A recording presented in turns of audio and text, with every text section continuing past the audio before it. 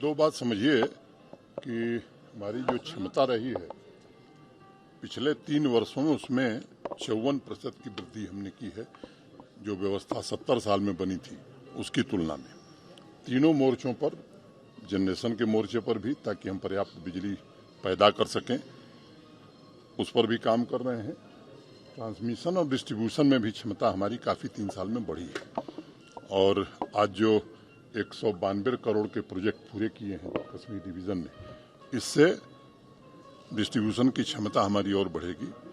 मोटे तौर पर RDSS भारत सरकार के सहायता से चलने वाली एक परियोजना है। 5000 करोड़ से ज़्यादा की परियोजनाएं डिस्ट्रीब्यूशन नेटवर्क को मजबूत कराने के लिए आज NTPC के साथ, पावर ग्रिड के साथ, REC के साथ और मीटर लगाने का एक MOU भी हमने साइन किया है। कुछ हमारे अपने लोग करेंगे।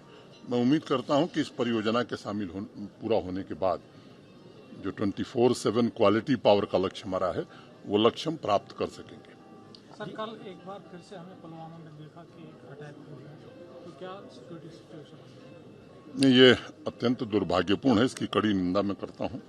और जिन लोगों ने भी घटना की है, मुझे लगता है हमारी सिक्योरिटी फोर्सेस उसकी चिंता करेंगी। सिक्योरिटी में इस तरह की एक आध घटनाएं निश्चित रूप से लोगों के मन में संदेह पैदा करती है, लेकिन एक 360 डिग्री अप्रोच के साथ सिक्योरिटी सिचुएशन पर हम काम कर रहे हैं। मैं उम्मीद करता हूं कि पहले से स्थिति काफी बेहतर है। हम एक आदर्श स्थिति बनाने में सफल होंगे। एक बात मैं और कहना चाहता हूं, हमारे हाउसिंग अर्बन डेवलपमेंट डिपार्टमेंट ने संपत्ति कर का एक नोटिफिकेशन किया है। 3 दिन पहले मैंने कहा था कि जम्मू कश्मीर प्रशासन संवाद में विश्वास रखता है और सामान्य आदमी को दिक्कत न हो, इसकी हम हर प्रकार से कोशिश करते हैं।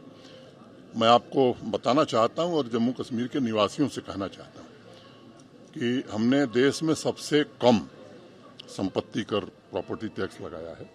और अगर मैं आंकड़े आपको बताऊं तो श्रीनगर, जम्मू और बाकी म्यूनिसिपैलिटीज को मिला करके कुल 5,20,000 घर हैं शहरों में। 5,20,000, उसमें 2,06,000 घर ऐसे हैं जो 1,000 स्क्वायर फुट से कम है। माने 40% लोगों पर कोई टैक्स नहीं। 2,03,600 ऐसे घर हैं जो 1,500 स्क्वायर फुट के नीचे हैं। इसका मतलब कि अधिकतम 1,000 रुपए एक वर्ष में 1,000 रुपए एक वर्ष में, माने 1,000 रुपीज मैक्सिमम इन 1 ईयर। और इसमें भी 2,03,600 में से 80% ऐसे होंगे जिन्हें 600 रुपये से भी कम देना है। और मैं तुलना अगर शिमला से करूं, अंबाला से करूं, देहरादून से करूं, तो 1/10 ऑफ शिमला, अंबाला एंड देहरादून। तो इसलिए सामान्य आदमी की चिंता हमने की है। और अभी भी मैं कह रहा हूं कि कॉमन मैन को कोई दिक्कत है वो जरूर प्रशासन को लिखे, हमारे प्रमुख सचिव को लिखे, हमसे कहे।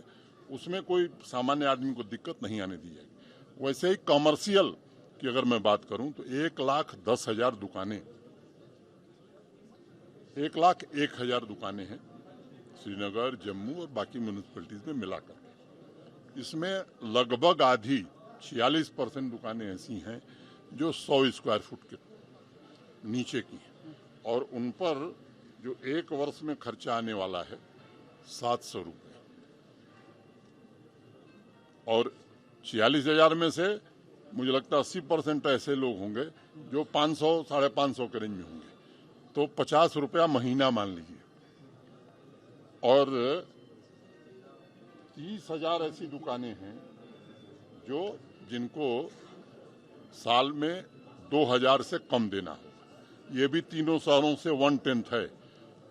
तो मोटे तौर पर 1,01,000 में से माने 76% ऐसे लोग हैं जिनको बहुत ही न्यूनतम भुगतान करना है। मुझे लगता है कि इससे बेहतर व्यवस्था कोई नहीं हो सकती है। और बार बार हमने दोहराया है कि ये जो धन आएगा वो उसी कॉरपोरेशन के, उसी म्यूनिसिपैलिटी के अकाउंट में जमा किया जाएगा। हमारे शहर ग्रोथ के इंजन बन सकें उसके लिए काम किया जाएगा। सामान्य आदमी की नागरिक सुविधाओं में बढ़ोतरी हो, इसके लिए इस पैसे का उपयोग किया जाएगा। कंसोलिडेटेड फंड ऑफ JKUT में वो नहीं जाएगा। मैं समझता हूँ, मैं जम्मू कश्मीर के सामान्य नागरिक से निवेदन करना चाहता हूँ कि आइए प्रशासन का सहयोग करिए, एक अच्छा जम्मू कश्मीर बनाने में हम सब आगे बढ़ें। Thank you.